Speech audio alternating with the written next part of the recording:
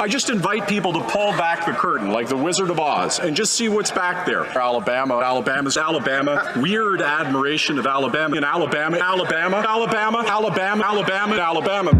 It wouldn't be Canada if there wasn't scandals, corruption, and cringe. Welcome back to Moose and Loose. My name's David, and today's top stories, we've got Justin Trudeau in the ultimate cringe clip where he pretends to be an air traffic controller with his kid. No, I'm not joking. We've got some back and forth in the House of Commons. We've also got Mark Gerritsen and Mark Holland getting grilled on the street, among some other stories. So let's jump into this. We've got a clip here of Chris Stacey talking to Mark Gerritsen. Remember the guy who accused Cat Canada of being paid off by Russia? Then had to submit that apology. Did you happen to read that message you just walked over? Very busy man, eh? You had to apologize to Cat Canada? How did that feel? Are you embarrassed by that? The rhetoric coming out of this government about people like me and trying to do the job the media won't. You're calling us right-wing extremists. You're saying we're dangerous. I don't think we're dangerous at all. Your apology was I think fake, your corrupt government is quite dangerous, though. Your apology was very fake. Scandal after scandal. Just like you. We need an election. Quit holding us hostage. Oof, he doesn't want to acknowledge their existence. I mean, Mark Gerritsen is just a piece of garbage. He's a just terrible human being. Next up, we got the ultimate cringe clip of Justin Trudeau and his son Xavier. As Josh Ryan says here, the putz from Papineau gets his photographer to film him and his son pretending to be air traffic controllers. Did you see any flying flaming pine cones on your flight up north, Justin?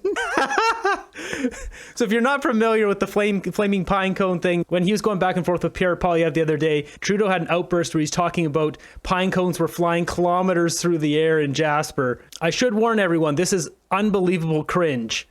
Damn big runway, man. This is every runway. Damn big. You just don't realize it. We'll help them in. Oh, yeah, you can see it coming in. Oh, this is sick. They're a little off to like this. Like they do on the aircraft carriers, right? Like Top Gun. Don't be cool. The Top Gun here. Yeah, there you go. Okay, now we're ready. All right, we're gonna help this plane in. Nice and steady. There we go. Keep coming towards us. Yeah, little right. There you go. Yeah, there you go. Coming in, and ready in the turn. And we're turning on. There you go. Now you better not blow the landing now. We set him up so nice. We get to do the best things. We're in the north. Only a narcissist would say that. He better not mess up the landing. We set him up so good. Like this guy, he can't turn that off. I can't tell if he's trying to help the plane land or if he's powering up like an episode of Dragon Ball here. I didn't care about anything. And then it happened. The Flaming Pine Cone sound like a good name for a punk band. Is that illegal? I can't say anything, I'll get in trouble. The kid's going to have to change his last name in the near future. They all have to distance themselves from what this man has done to this country. Fair statement. Too bad the plane didn't open its lavatory dump mechanism at the right moment.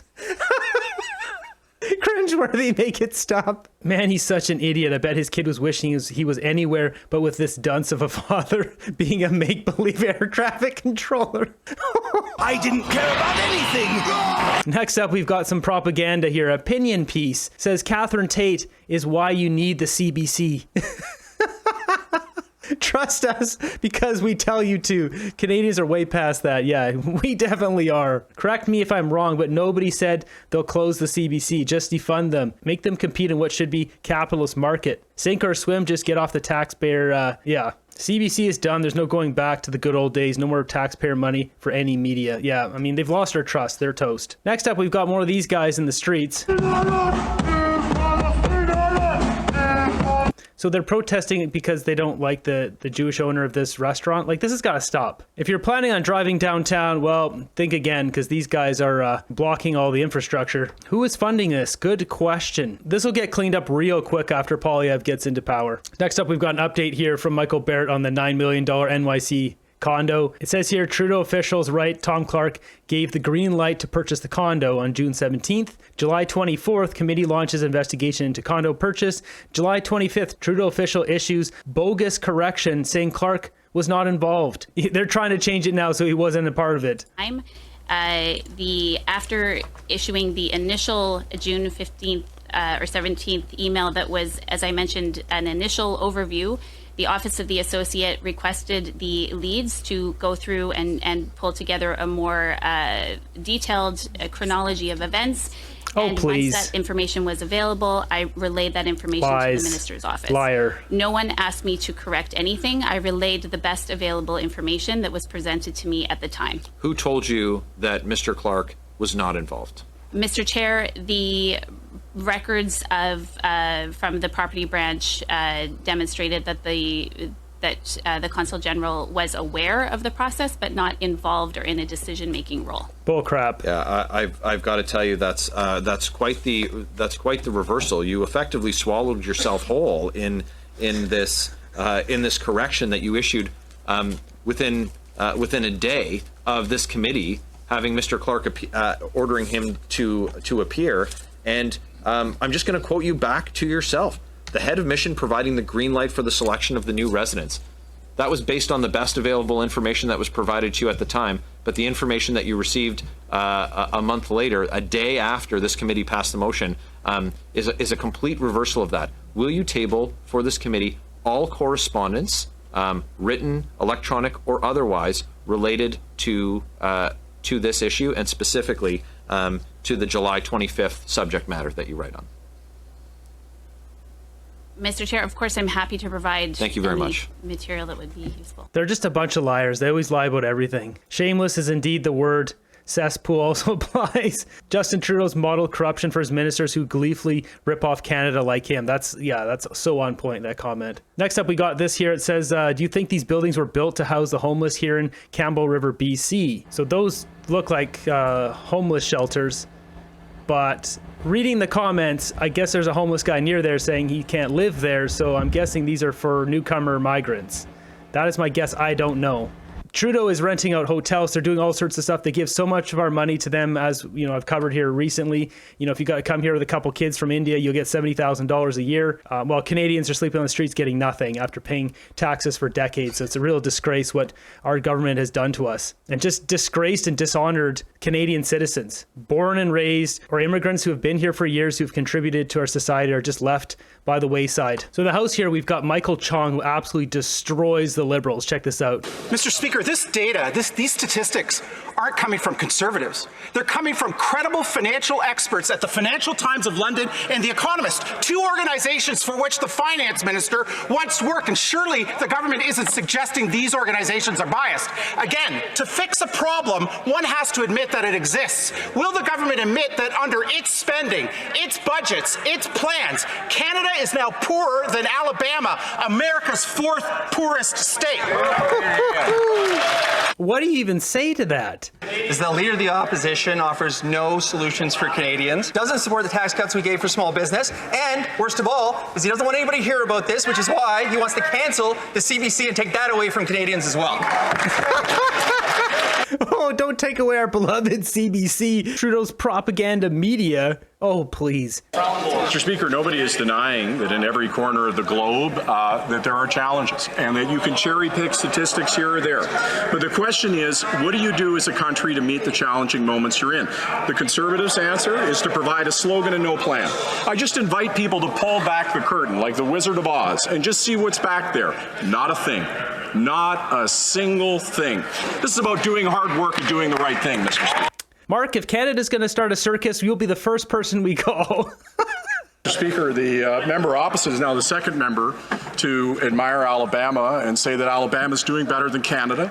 I think Canada's the greatest nation on earth. Exactly. And I think I'm really proud of this country and what we're doing. I'm proud of our healthcare system, Mr. Speaker. And when you take a look at the Conservatives are filibustering in committee right now, a study of privatizing healthcare, no wonder they have an admiration of the American model, because they want to clear-cut our healthcare system. They won't. You talk about not acknowledging a problem, they have no solutions for the gaps that we have in care. We do. We're delivering. We're going to keep doing it. Here's what we know so far. The Liberals stacked the SDTC board with their close friends. That board makes decisions as to which companies get grants worth millions in tax dollars. The Auditor General uncovered a massive scandal. These Liberal insiders funneled almost $400 million to their own companies. They got rich, taxpayers got the bill. Now the government's refusing to hand over the documents to the RCMP for a potential criminal investigation. So what have they got to hide?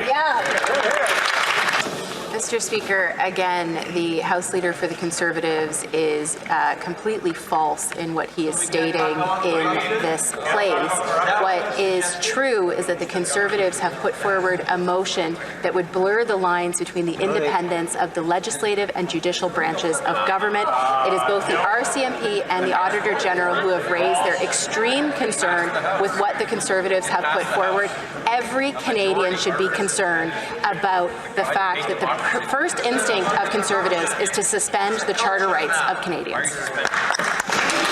There she goes again with that nonsense. She's just trying to spook Canadians with that garbage. The charter is there to protect the people from the government, not to protect the government from accountability by the people. While millions of Canadians are suffering from higher taxes, higher prices, and doubled housing costs, all caused by this government, the Speaker has ordered that the House of Commons can deal with no other business until this corruption motion is dealt with, and they still won't hand over the documents, preferring that Parliament grind to a halt. While millions of Canadians are lining up for food banks, Liberal insiders are lining their own pockets. So when will the government hand over the documents, and when will the government get Canadians their tax dollars back? Mr. Speaker, I think my honourable colleague's erratic and unhinged behaviour is because he knows he is being completely false in what he is putting forward to this place. Mr. Speaker, what the Conservatives are putting forward is to trample the charter rights of Canadians, Mr. Speaker. Both the RCMP and the Auditor General have raised their extreme discomfort, and every single Canadian should be extremely alarmed by the behaviour of the Conservative members of Parliament. No, we're extremely alarmed by your behavior and all the Liberals. You guys are a bunch of losers and corrupt den of thieves. Who would put their own political interests ahead of the rights of Canadians. Carbon tax Carney took on a role as the de facto finance minister for the NDP Liberals, and almost immediately he got $2 million for his buddy who owns Telesat, and then he landed discussions for his trillion-dollar company Brookfield to get their hands on 10 billion Canadian pension dollars. And then he starts sending fundraising letters for these Liberals. After 9 years of these NDP Liberals, taxes are up, costs are up, crime is up, and time's up for their corruption. Will they simply cooperate with an investigation from the lobbying commissioner? Well, thank you, Mr. Speaker. Well, they continue to try to smear a Canadian who is recognized around the world for his work. I want to go back to their weird admiration of Alabama. Did you know that Alabama has the third lowest life expectancy in the United States? Did you know that the life expectancy in Alabama is a full decade lower than in Canada? Did you know that in Alabama they have some of the most restrictive rules around a woman getting access to an abortion or contraceptives? Is that what they admire about Alabama? Is that why they're talking about upping Alabama's and saying that Alabama is better than Canada? I wonder why they're so interested in Alabama, Mr. Speaker. That's not what they're saying. They're saying Canada is doing worse than Alabama, which is the fourth worst performing state in America. He needs to clean the wax out of his ears. This is just so bizarre. Next up, we got Right Blend here, sticking it to Mark Holland. You can see here he's still wearing his clown outfit from House of Commons. Something to note about this too is he gets engaged. He actually is commenting that this car nearly crashes into them. Just watch. What do you have against the good people of Alabama? Nothing. I think if we're making comparisons, we should talk about all the facts. Well, Canada's life expectancy is something to be admired, so is our health system. We got to protect it. What about our economy? Is that to be admired as well? Yeah, absolutely. The average wage of a worker in Canada is lower than most of the United States, including Alabama, sir. He just got schooled on Alabama. Is he jaywalking? You bet he is. I was looking at that. Next up, we got this clip here. This is, as it said, a very powerful video. This guy from Iran, and he talks about how in school, kids will get indoctrinated based on what they're taught in growing up. He says this in relation to school teachers that tricked the kids into a field trip where they were supposed to go learn about mercury poisoning or something about that. And then instead, the teachers took the kids to a Palestine protest. And within that, there were a couple kids who were Jewish, and they forced them to do that. Listen to what this guy's story is growing up in Iran in that same sort of situation where he was indoctrinated. Hello, I was born in Iran. And when the revolution happened in 1979, and a small group of very, ideological radicals took over the whole country, the entire school system was revised by them, and it became a place of indoctrination. I was in elementary school, and by the time I was 10 years old, I came home, and this is a very private story. And I'm now in my 50s, and I've never shared this with anybody privately or publicly. But after what happened on September 18th, I really was touched in my heart and felt I needed to come forward. By the time I was 10 years old, September 18th, he's talking about the kids who were forced to go to that Palestine protest, and they didn't know about it. And the teachers lied to them and lied to the parents. I came home, and I said to my mom that I want to go to the front and blow myself up under a tank, because we were at war with Iraq, the neighboring country. And this was a religious war. They were Sunnis, we were Shias, and that was a trend among teenagers. And I came home and I said I wanted to go do that, and I sounded very euphoric, and I sounded very excited. I was very, very okay with it. And when I became an adult, in one of our conversations, my mom told me that that was the day she decided to leave the country. Because we didn't come from a family that believed in any of those things. No one in my household spoke about that. In fact, people were very much against the regime. But it was the school system. That is where the idea was put in my head day after day. So this type of ideological indoctrination may seem benign, may seem enlightened, may seem interesting, as concocted in some university professor's mind. But I can tell you, as someone who was at the receiving end of it, it took me a lifetime to take these ideas out of myself and to come to a place where I had the maturity and enough knowledge about what was out there in the world to be able to discern for myself where I choose to stand. No one gave me that right as a child in school, because the decision was made for me. And so I hope that it's clear that this has touched a chord in millions of people in this country. The Board of Education, the Minister of Education, the Premier of Ontario, it's on the front page of newspapers because children in elementary school and in junior high are not ready for ideological indoctrination, manipulation. They're there to be educated and to learn how to live in peace with others. Thank you. Wow. That is so well said. He's 100% right. It starts in schools, and when the teachers and people we trust to take our children to these pro-T word protests, what message are we giving our children? Amazing. Play this in front of my kids. They've been made to believe that Israel is committed to Palestine's G word. I'm trying to bring them back to believe that it's not the case. School radicalization is real. It's our federal government. Heads need to roll over this. Teachers and administrators need to be fired for what took place. They do. They really do. Jumping over to my group, let's see what memes we've got today. Yeah, so there's a guy here who had needed to go to the bathroom, it looks like.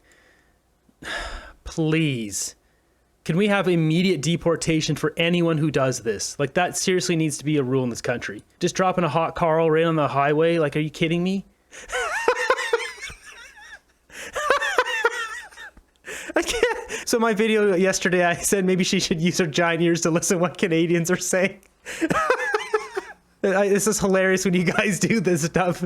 Don't let Pierre Poilievre stomp all over the Charter of Rights to stop us from stealing your money. This is kind of rich from the same people who last 9 years have pretty much wiped their butt with the Charter of Rights every chance they got.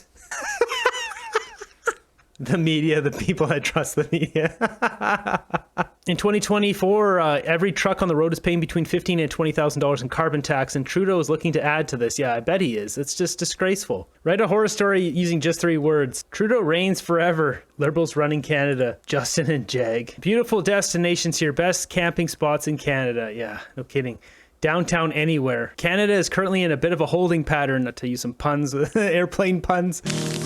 Yeah, there you go. But it's true. I mean, you got the Bloc putting in their demands by, was it October 29th? We've got all the scandal stuff. There's another scandal coming in. There's the Randy scandal. There's also Chinese foreign interference scandal. At some point, the Liberal government is going to break. I said it before, we need to start building that Liberal jail because there's going to be a lot of people to put in there.